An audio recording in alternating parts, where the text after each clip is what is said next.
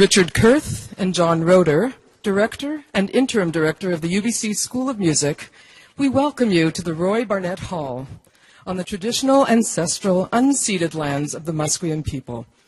My name is Rena Sharon, and I'm a professor of collaborative piano studies here in the School of Music.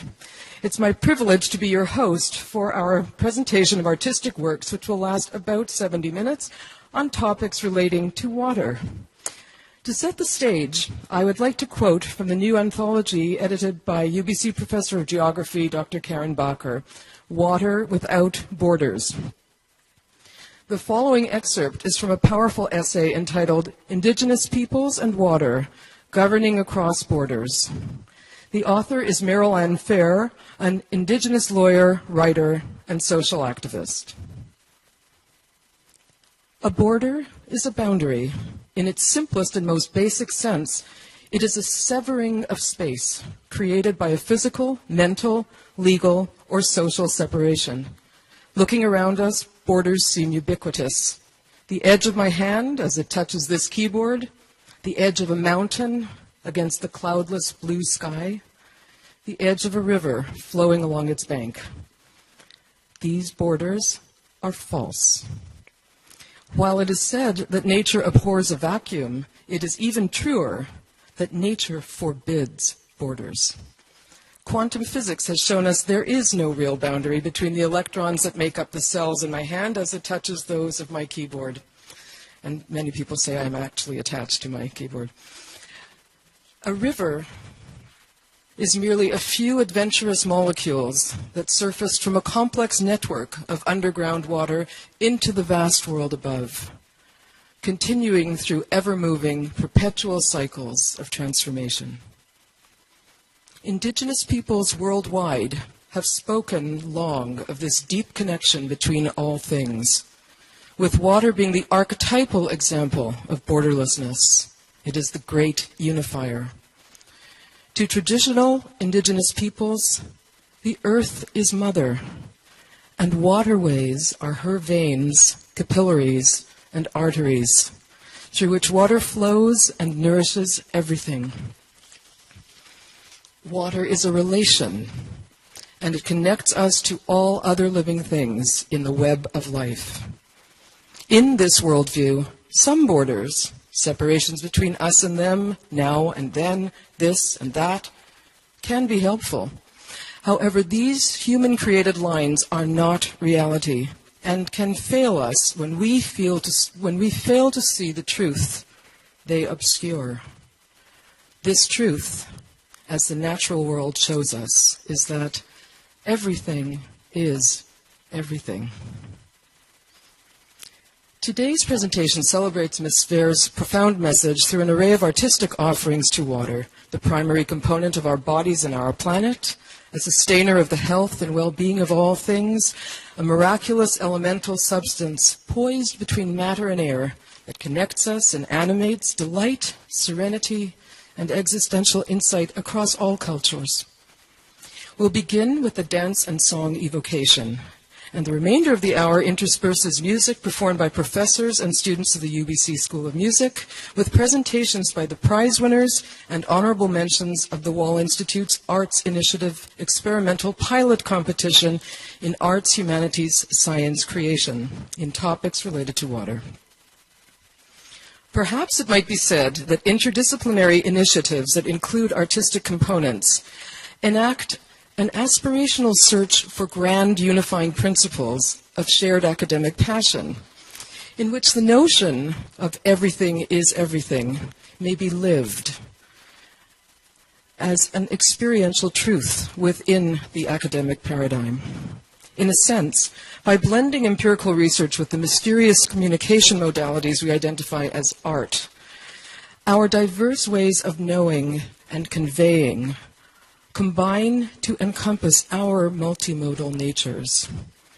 As creatures born into and operating holistically from within nature's web, these activities are much more than interesting explorations. They assert our complex innate dimensionalities, richly informed by nonverbal and subconscious realms of mind through integrative properties that link reservoirs of sensing and being among our layered interior diversities. In the wake of yesterday's very frank discussion, it will come as no surprise to hear that the logistics of realizing this initiative quickly planted all the participants, faculty and students, into the bramble bushes of emergent quibbles and quandaries so endemic to interdisciplinarity. And as you will perhaps have also found within your own institutions, even within seemingly close relations, such as the creative and performing arts, differences in fundamental assumptions can surprise us in their extent and daunt our best intentions. So, we are thrilled to have launched a mutually interesting and enjoyable pilot discovery project. The student works reflect interpretations of issues such as water usage, rights, sustainability, boundaries, universalities, and that intriguingly controversial academic domain, beauty. The submissions utilized visual arts, film, music, and literature. They were produced within a very quick turnaround and were assigned very conscribed parameters and even more conscribed budgets. The finalists each presented an in-depth précis of their work, and their intense explications were greatly larger than the permitted scope of their actual pieces, indicating to us that the project has clearly served to open doors of meaningful further investigation. These are works in progress, presented here today or described for subsequent viewing and development. Our hope was to engender some enhanced cross-realm understandings while dissolving some human-made dialogic boundaries and knowledge silos. That spark has been ignited. The Arts Initiative Committee congratulates all the competitors whose passion has inspired our own. Ladies and gentlemen, it is my honor to introduce the Tsatsu-Stolkaya Coastal Wolfpack Dance Group. Tsatsu-Stolkaya is a young group of Coast Salish people coming from across the coast and throughout the Fraser Valley. The group includes singers and dancers from Musqueam, Tsarlip, Lilwat, Nanaimo, Scoutcale, Squay, Squamish, and many other places. They come from different homes and believe that they come all from one creator, a creator of all good things, which brings them together to sing as one. They are taught that they are all related in one way or another, and the goal of this group is to reunite their people and show the world who they are. They say of themselves that they are a strong people, and we stay standing on Grandmother Earth, showing the world, performing for the people, and bringing only good feelings. And now, ladies and gentlemen, please welcome the Stolkaya Coastal Wolfpack Dance Group.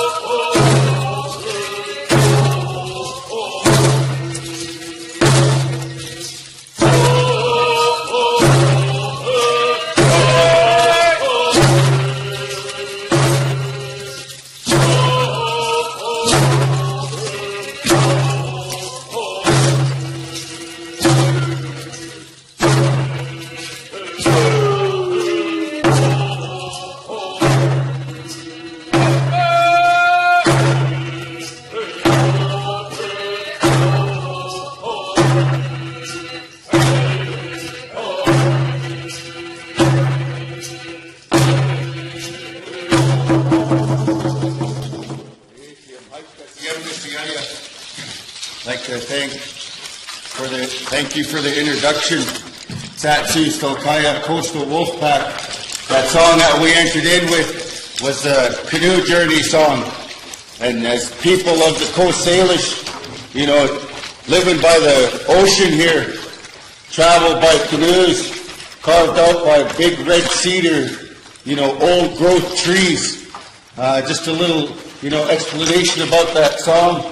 This next song and dance that we're going to share with you is a welcome song. And this particular song comes from our friends and relatives from Lummi Nation, just outside of Bellingham, Washington. They're also part of the Coast Salish people. So with that next song and dance, we'd like to welcome you to UBC and to the traditional territories of the Coast Salish people. Haitskasiam.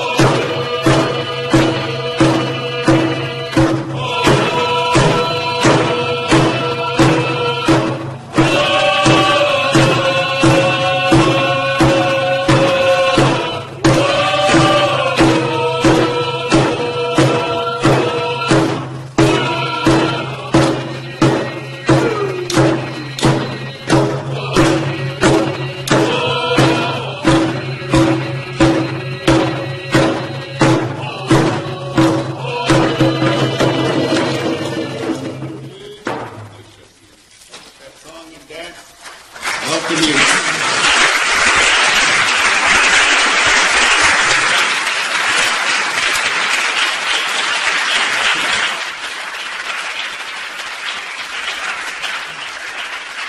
Next song that we're going to exit with the stage with is another canoe journey song.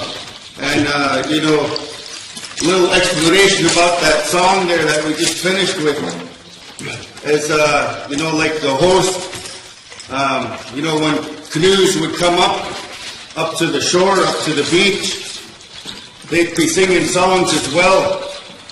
But being from, you know, sitting here, being from this reserve, we're welcoming you to you know, to come ashore, to share a meal, to have a potlatch, you know. So with that song and dance, welcome you to Vancouver, to UBC, and to the traditional territory of the Coast Salish people. That concludes our little song and dance for you. Really hope you enjoyed our time. We're going to exit with another canoe journey song. Enjoy the rest of your time here.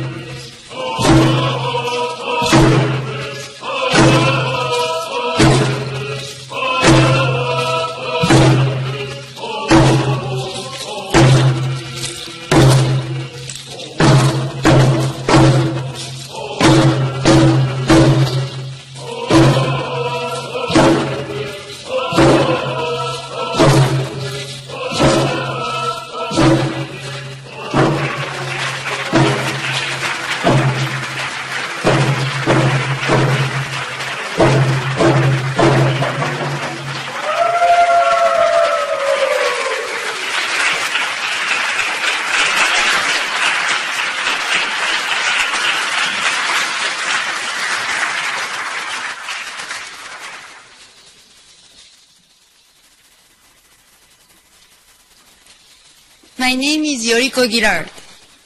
My artwork is named Kizuna, which means bonding, and represents Japanese spirit. Since March 11, 2011, my mind and body have been traveling between Japan and Canada. Following Great East Japan earthquake, I decided to express my feelings through art, including an interactive sculpture, poetry, and a film that I created while I was in Japan, Kesennuma, where many Tohoku people still live in temporary housing. I was born and raised in Gifu, Japan, a place known for minowashi, a high-quality organic paper made from tree bark and pure water, which lasts hundreds of years. For the interactive sculpture, I used this paper to represent the cycle of life. The paper is in Japan, and I created sculpture in Canada. In Canada, a location I care deeply about is Steveston, BC, near the Vancouver airport, where a large number of Japanese immigrants settled in the 19th century until they were relocated during the World War II. For this reason, I immersed my sculpture into the Pacific Ocean at the shore of Steveston to connect the spirituality of Japanese people from the both sides of the Pacific Ocean.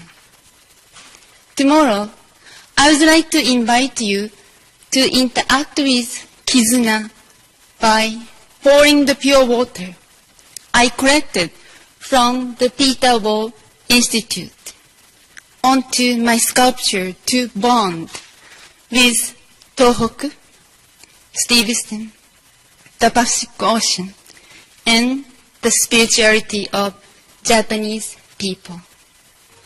You can find the sculpture on the terrace of the Peter Wall Institute. Now I would like to share one of my poems.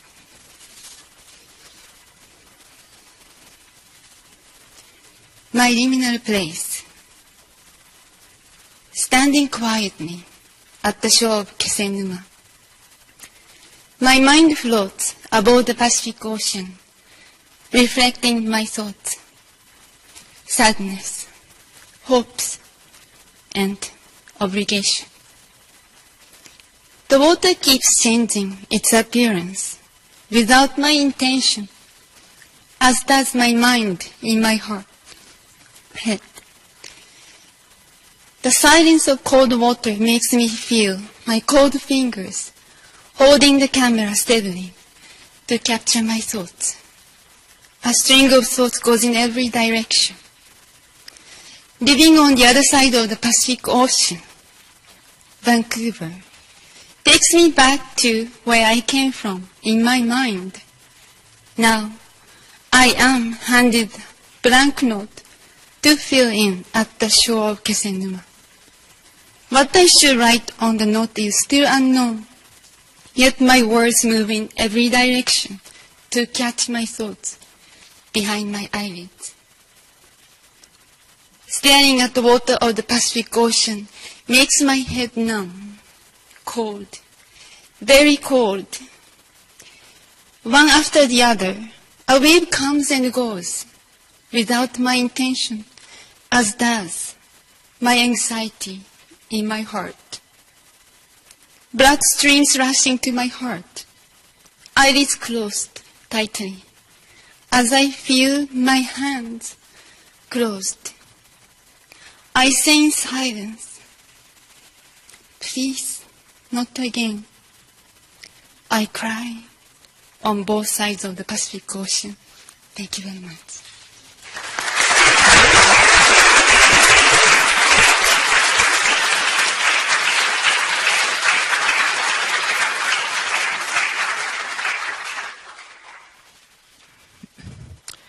Music, like water seeping through fissures in solid rock, penetrates layers of the mind and heart which remain closed to verbal process.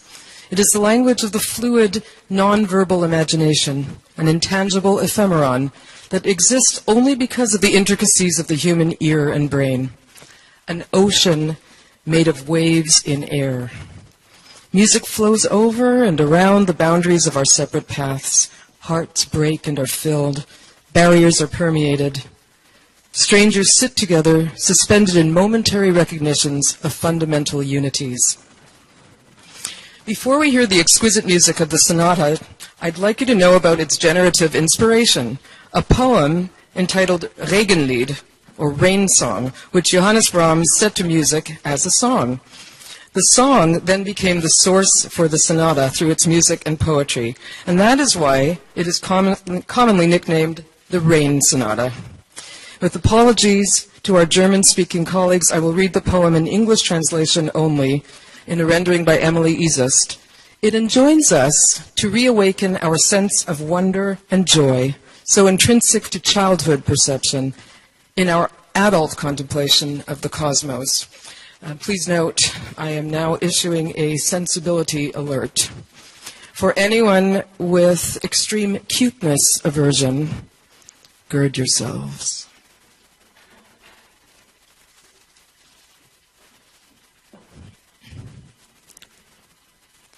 Pour down, rain, pour down. Reawaken in me the dreams that I dreamt in childhood, when the waters foamed in the sand. When summer's sultry lassitude fought lazily with the fresh coolness, and pale leaves dripped with dew, and crops turned a deeper blue.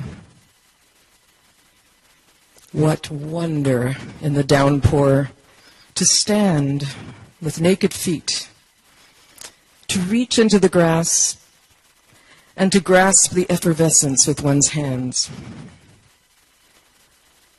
or with one's hot cheeks to catch the cold drops, as newly awakened fragrances refreshed one's young breast. Like the flower's chalice, the soul breathes openly, drunk with fragrance, immersed in the dews of the heavens. Every trembling drop cooled deep down unto my beating heart, and creation's sacred web penetrated the secret realm of one's life. Pour down, rain, pour down. Awaken my old songs, the ones we used to sing in the doorway when the raindrops clattered outside. I'd like to listen again to their sweet, moist rushing. My soul gently bedewed with childhood's reverent awe. I hope your own memories will be awakened as we hear the aptly nicknamed Rain Sonata. Please welcome UBC School of Music Professor of Violin, David Gillum, and Vancouver Academy of Music faculty, Chiharu Inumu.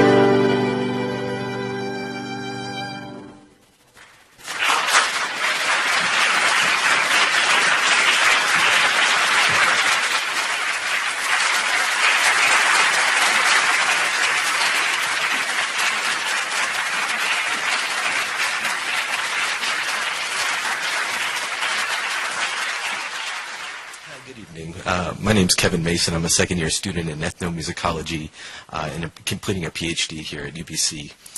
The neighborhood of Carrefour in Port-au-Prince, Haiti, is known for its location behind the cemetery. I beg your pardon. Once it was known for its reservoir that provided clean water to homes there, now only the cemetery is still in use. My video piece, Paguen de l'eau, uses this neighborhood, as well as the sacred site of Seau d'Eau, to observe how Haitians view water as the carrefour, or crossroads between reality and the divine. By utilizing scenes of both scarcity and abundance, the video depicts the deep spiritual connection that Haitians have with water. The piece captures how instances of insecurity inform daily discourses of lament, which manifest in the phrase Paguen de l'eau, meaning there's no water. These discourses shift blame into realms outside an individual's control, where issues can only be remedied with divine intervention. The phrase cues not only the absence of water, but also the other effects of its inaccessibility. The video is a result of 5 weeks spent in Haiti during the summer of 2013, working alongside traditional musicians on a new video archive for the National Bureau of Ethnology in Port-au-Prince. Many of the musicians call Carrefour home, which led me to avoid depictions of their dry reservoir, instead of focusing on a presentation of which water insecurity is a daily reality for them. Combining techniques of video archiving and radio broadcasting, Paguen de l'eau observes the contemporary crossroads of security and spirituality in Haiti, in which water metaphors play a major role. Thank you very much.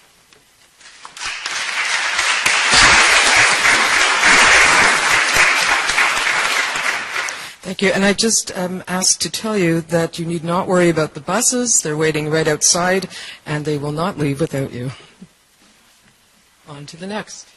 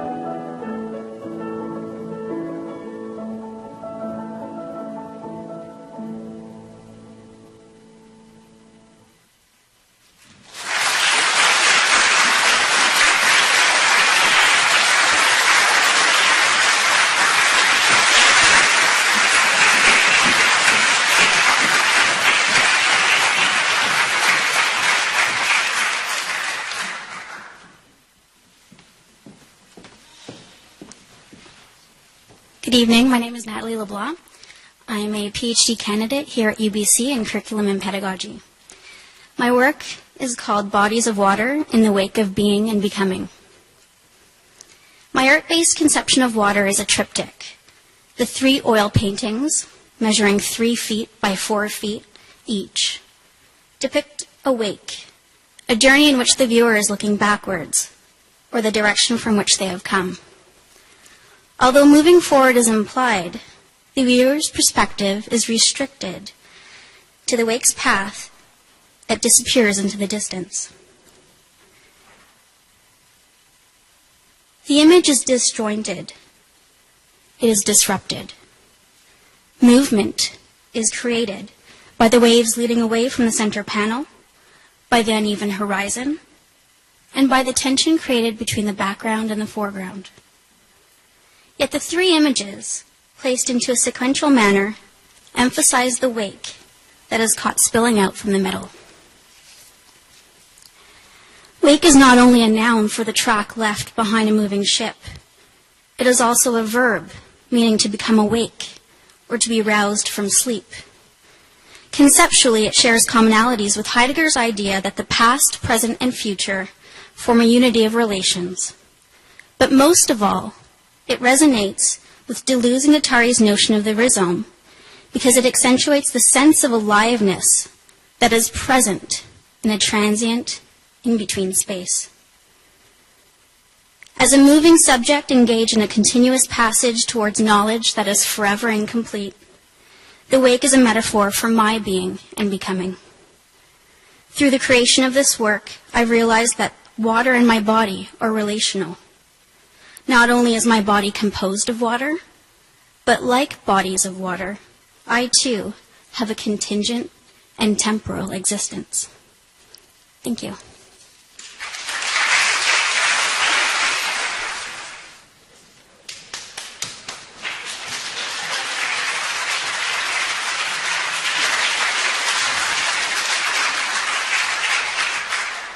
Waiting, probably hungry. What I'm going to play, there's my little graphic. This is Embarque sur l'Océan, which is Over the Ocean by Ravel. It's the 3rd piece in the set of pieces called Miroir of Maurice Ravel. And I don't know exactly what you've got in your program there. But this is pretty good water music, so...